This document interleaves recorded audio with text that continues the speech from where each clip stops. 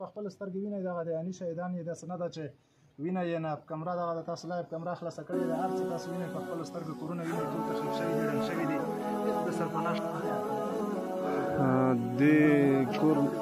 دې کور لاندې هم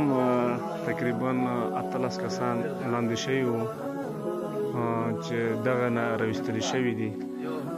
خو د خلکو په مرسته سره نیر کوم بلډیزره ګاډي ماډي خپارې چې نه و د دې د وجې صحیح شو همدام د کور کسان دي دا هم بل کور چې په دې کې هم څو تنه وي شاوخوا 11 کسان وي چې شهیدان هم لري دغه دا وکسه د ستاسو سترګو لیدلی حال او دا دیوالونه غونډ سره ولړزېدل بې حده زیات توانونه دا هم درملتون دی چې په مکمله توګه تخریب شوی دی او دغه کورونه ګورئ تاسو وینئ همدا ټول تخریب شوي دي دا ګورئ په دې کورونو کې شهیدان هم شوي دي ډېر خلک د ملبې لاندې دي د ویستلو طریقه هم نه وه دا هم تاسو وینئ یعنې شهیدان یې د دې کورونو اوس بس صحیح د چوکا به وکړي خو چې دې ته مکمل هغه ورسېږي معلوماتو ته اوس همدا ګورئ تاسو خپل عیني شهیدان یې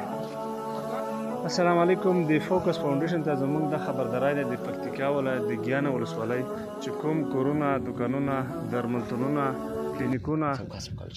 عام خلک زیانونه مالی او ځاني زیان شوی دی نو دا ویډیوګانې دي د ځای نه مو خلک ایستلی دی په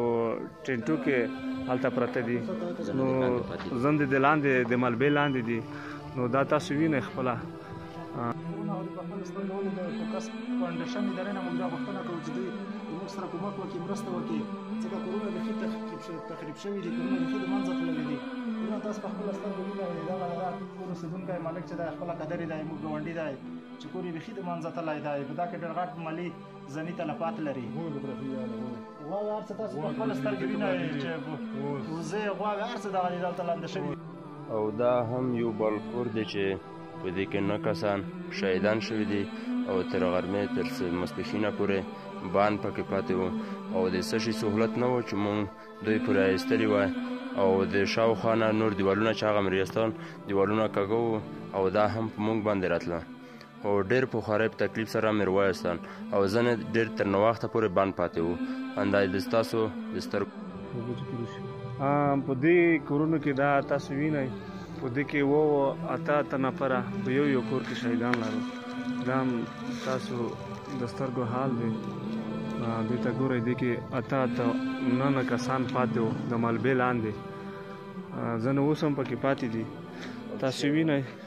بلډیزرو د تشي ګاډي ماډي سهولت هم نه لرو چې ترې نه راوباسو دا نه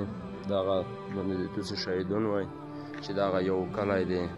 دا ویډیوګان د یوه کلي دي او شاوخوا نیر همدا قسم ته په سلګونه نور کورونه دي چې وران شوي دي او بیخي بې حده زیات شهیدان لرو او زخمیان هم لرو او نور زلزلې هم روانې دي کورونه چې د کوم ولاړ دي دا هم په راغورځېدي دي چې